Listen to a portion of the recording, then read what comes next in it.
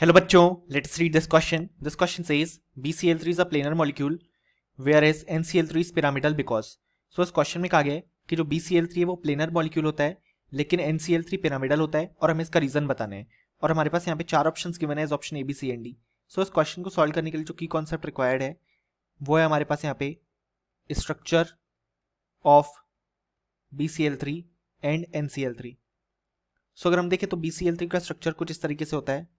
यहाँ पे बोरॉन से 3 क्लोरीन अटैच्ड है।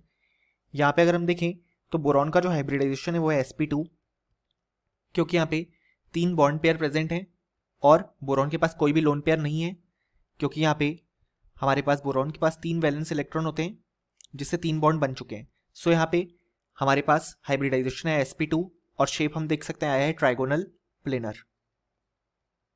अगर हम बात करें यहाँ पे NCl3 की, सो NCl3 का स्ट्रक्चर कुछ इस तरीके से होता है।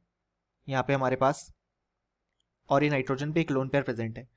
अब अगर हम देखें तो नाइट्रोजन का हाइब्रिडाइजेशन है यहाँ पे sp3, क्योंकि यहाँ पे 1 2 3 3 बॉन्ड पेयर और एक लोन पेयर प्रेजेंट है। अब ये lone pair bond pair repulsion के कारण हमारे पास जो शेप आता है वो आता है यहाँ पे पिरामिडल शेप फॉर NCl3। यानी कि हम देख सकते हैं कि जो शेप के लिए मेन फैक्टर यहाँ पे रिस्पॉन्सिबल है वो है presence and absence of lone pair.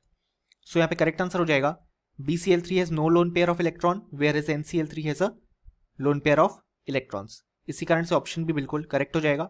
और फाइनली हमें बोल सकते हैं कि इस क्वेश्चन के लिए जो करेक्ट आंसर आ चुका है हमारे पास वो आ चुका है ऑप्शन बी।